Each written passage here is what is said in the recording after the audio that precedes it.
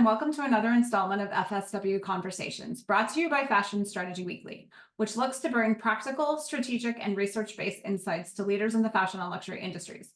I am Jessica Quillen, co-publisher of Fashion Strategy Weekly and co-founder of luxury strategy agency It's a Working Title.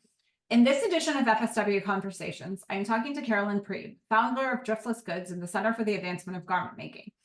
A longtime sustainability advisor, consultant, and designer with deep experience in the fashion industry, Carolyn has spent her career using systems thinking to design pioneering apparel, supply chains, and business models. She founded her outdoor wear brand, Driftless Goods, in early 2023 as an online store, gallery, and brand for people who like exceptionally nice things and would prefer not to wrap themselves in plastic. Carolyn, thank you so much for joining us today, and we're very grateful to have you here. I mean, just to kind of jump in, you have such an amazing long career in fashion, working as both a designer, creative director, and strategic advisor, and I would love to just start out with kind of diving into how did you get your start in the fashion industry? I think in a pretty untraditional way. I went to business school, undergrad at Indiana University, and they had a business placement office. And I really wanted to be in data. I really, it was actually a creative pursuit for me. I didn't get a job, and I met a friend of a friend over Christmas break whose wife worked at Donna Karan, and they hired me. So that was my first start. So I, how old was I? 21 years old, and moved to New York and got my start in corporate fashion in New York at Donna Karan, which was early 2000s. So it was, DKNY was still all the rage. So it was really fun. So that's how I got my start on the business side. That's exciting. We actually interviewed Elise Licht, the former DKNY PR girl, a couple of weeks ago. So that's really amazing. How did those early kind of career experiences kind of shape your kind of vision of the fashion industry and in general? Yeah, they really did. Leave an interesting impact. So I had grown up in a family business and around entrepreneurs. So that Donna Karan was my first corporate experience. And as much as I really loved what she was doing and the quality of her clothing and her uniform system, she had I'm forgetting if it was 7 pieces or that certain pieces. It was really beautiful fabrics. I found the machine of corporate fashion to be incredibly inefficient, and it just was not very rewarding for me, which I ended up leaving to go study under Linda Gross, the sustainable fashion pioneer at CCAC, now CCA in San Francisco, because I needed to find the hand in garments again and learn to work in a different way. And Linda was infusing that into the curriculum. That's amazing. And actually, to that point, how did you first sort of become interested in sustainability in the first place, and kind of what drew you to that program specifically? Yeah, Linda. So I knew, I kind of knew roughly about sustainability, but in a very sort of organic farming sort of way, but in the food space. And I was really interested in craft and crafting garments. I really wanted to learn how to pattern make and sew garments. And that is what that program emphasized. And then I learned about Linda's work at Esprit with the e-collection, which is still pioneering to this day. And I was sign me up. And I was really lucky to have the opportunity to be able to go to that program. Yeah, that's amazing. Yeah. So you started Driftless Goods in 2023 out of a desire to address the sustainability gap within the outdoor apparel market. And I'm really curious to know kind of what inspired you to launch this brand. Because I, for one, did not realize sort of how plastic laden our outdoor apparel is until I sort of started following what you've been doing with your company. And, as a runner, I find it frightening. So I just would love to kind of hear on what inspired you to launch a brand and kind of, what you're trying to do with your unique business model. Yeah, so this is funny. This actually relates back to conversations I had with Linda years later, and about how outdoor apparel is always so overly designed. So few of us are climbing K2. We're mostly walking our dogs and getting coffee and shuttling our kids around and whatnot. And so not to say that we don't need very highly functional garments and clothing and outerwear and, outdoor gear and whatnot, but we don't need avalanche, like it doesn't need to be as technical as it is. And to make outdoor apparel really technical requires a lot of petrochemicals. So like synthetics don't have the natural performance qualities that say a wool does. So you need petrochemical finishes to make them waterproof, or you add PFAS or other sort of, now we're learning, very toxic, unhealthy additives and finishings to the garments. And so we have these like natural materials. They're more expensive than the synthetic versions, but they are healthier. I think they're nicer. I've always designed with natural materials. I like the hand better. People just value natural materials more.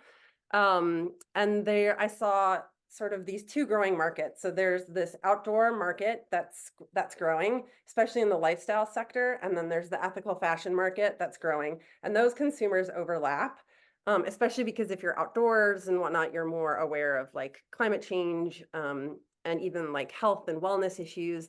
And then if you look at that also intersects with overwhelming consumer preference for natural materials. Like you'd be really hard pressed to find a bunch of consumers that prefer synthetics, like sort of when asked. So Driftless Goods is looking to fill that white space, the intersection of those two growing markets and consumer preference. Oh, that's amazing. And you have taken a very, I would say, just judging from kind of your growth in the past year, you take a very kind of curated approach to your collection. So I'd love for you to talk a little bit more about how you're sort of kind of building that out and kind of conceptualizing what you provide. Because I know that you take a very careful approach to the production itself. Yeah. Yeah, no, I mean, honestly, it was, yes, curated, but also out of necessity. I'm just like a like single mom solopreneur in Wisconsin, just trying to get this started on my own. And these are the resources that I had, including this beautiful group of ranches as part of the Shanico Wool Company that makes this regenerative wool fiber. And so I really wanted to be able to work with that. And fleece, I love fleeces, and it's always a bummer to me that they are, made out of synthetics and they release microplastic fibers, especially in the wash. And I have a concern about that, and especially with my daughter, and the microplastics are in our water; they're everywhere now. And they're all like stuffies and blankets, and it's everywhere, carpeting, whatnot. That it's kind of hard to avoid. So I wanted to, at the very least, kind of try to attempt to lighten my little's load. So there is wool fleece kind of out in the market, but it's still mixed with synthetics. It usually has a recycled polyester back or acrylic back. And so I wanted to see if I could get someone that would make it for me with 100% wool, with no synthetics, but also with this regenerative fiber. And I was able to do that. And then, I just had essentially limited funds to develop a collection. So I decided to launch with this fleece, but the goal is to be, a full outdoor apparel brand with other layers, base layers, shells, compostable clogs, other, sort of functional everyday apparel. Oh, I love that. So part of your tagline is that Driftless Goods is for people who, quote, would not prefer to wrap themselves in plastic, which I love. And I'll get to the typography on your website because I love your font with the kind of typewriter is really cool. But from your standpoint, how bad is the current state of fashion and luxury from a sustainability angle? Because you've talked a lot about these plastics, and just wondering from your point of view, like, is it as dire as the news say, or do you see good things happening, or?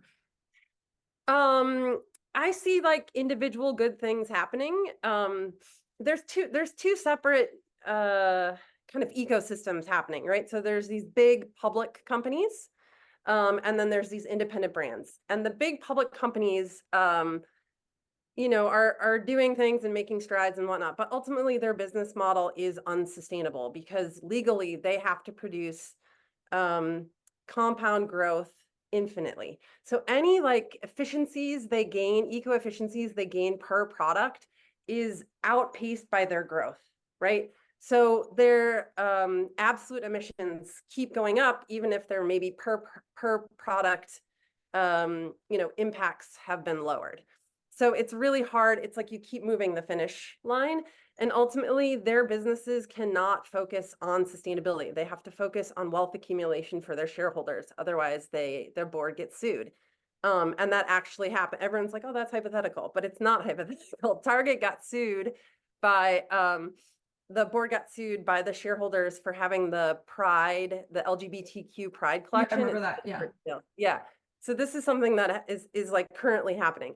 And then there's these smaller independent brands like myself that we don't have fiduciary duty. Like yes, I have to be financially sustainable, but I can prioritize sustainability. I can prioritize labor. I can take these risks and make these investments in new materials such as this, regenerative wool fleece, because I don't legally have to create shareholder wealth.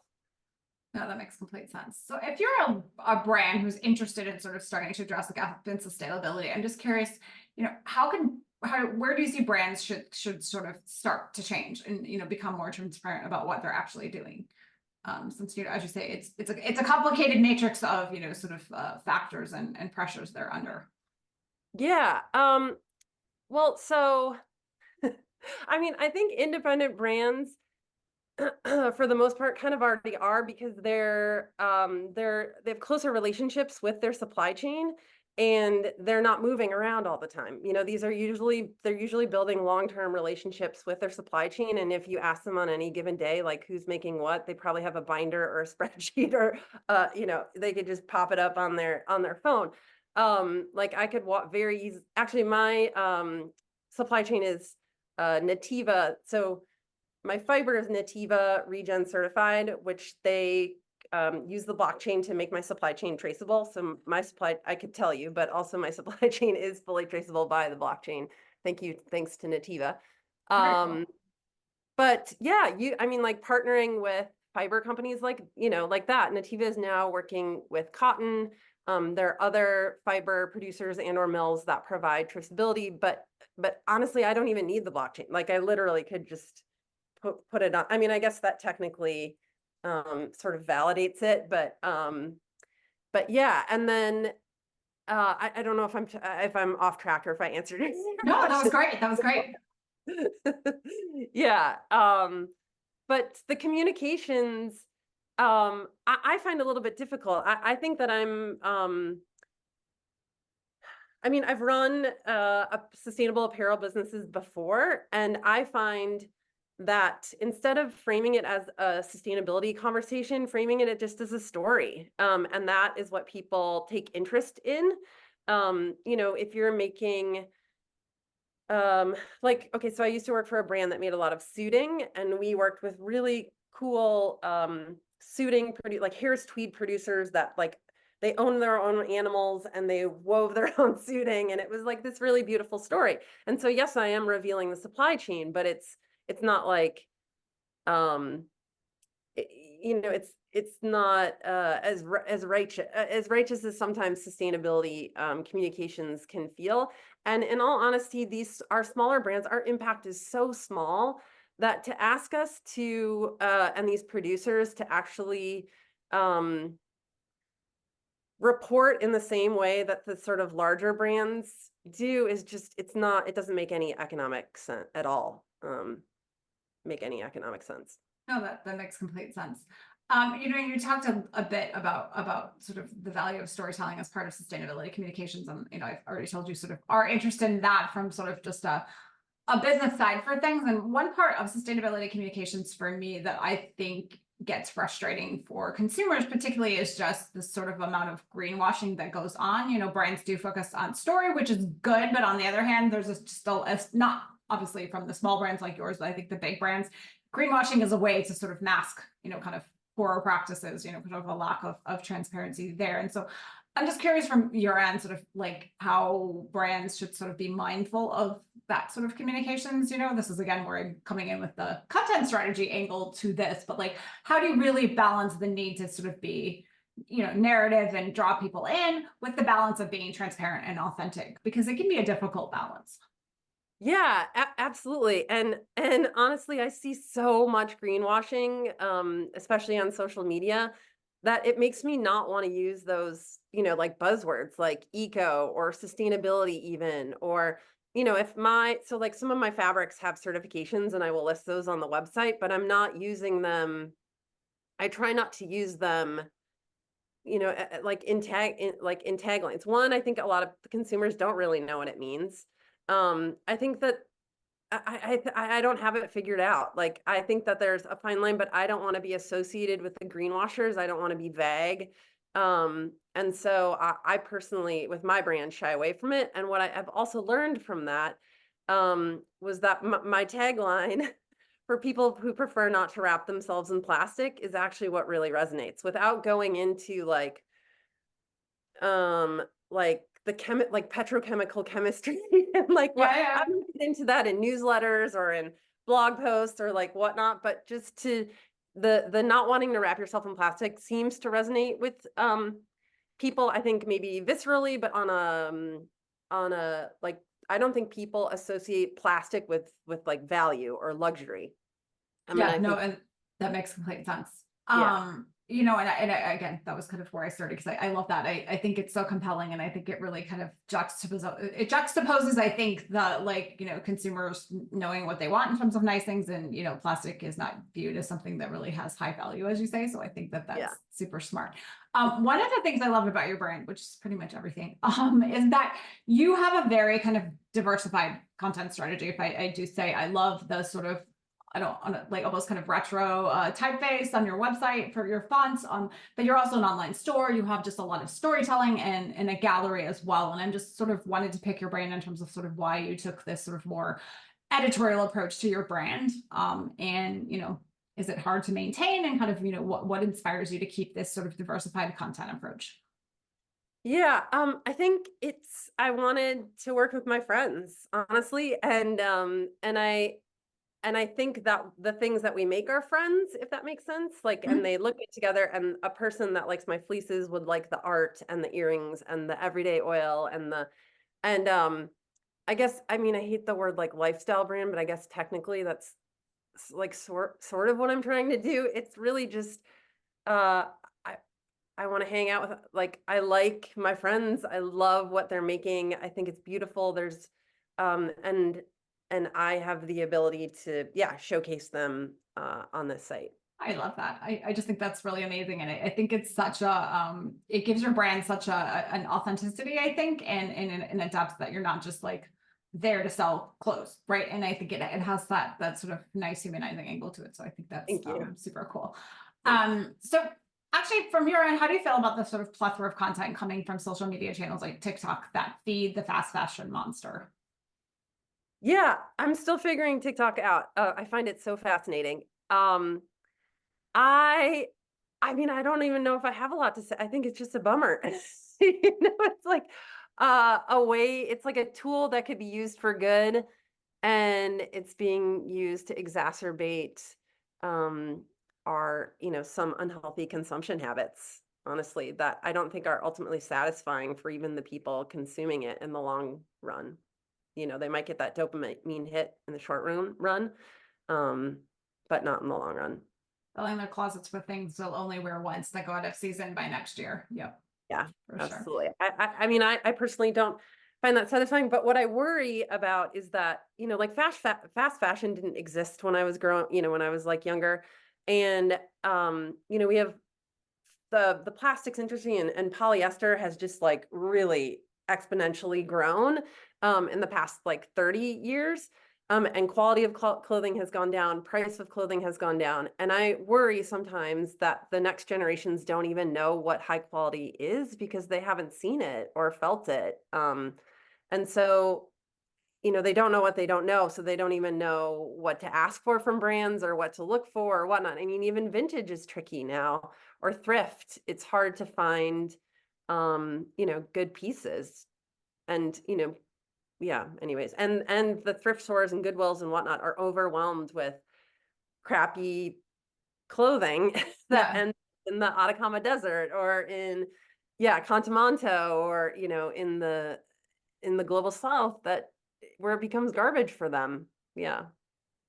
Very troubling. So I mean, because look, I was a vintage shopper before vintage shopping was like a thing. You know, when I first met my husband, he always jokes that like I always used to say I bought my clothes for $1, which is kind of true. I actually lived in the south of France for a year, and they had a kilo shop where you could go in and buy vintage for like a franc a pound, which was Yeah. sorry, a franc a kilo, I should say. And it was awesome. And I remember shopping like the flea markets in Amsterdam when I was in Europe and things like that. And one thing I'd love your sort of perspective on, especially for, as you say, those younger consumers who may lack that sort of base of education and kind of understanding, is just sort of how do you feel about how individuals can shop more sustainably? Like, what are some tools and tips from your side in terms of just kind of where to start? I mean, and not even just for people who like may like vintage, but just who want to like make everyday purchase in a more sensible way.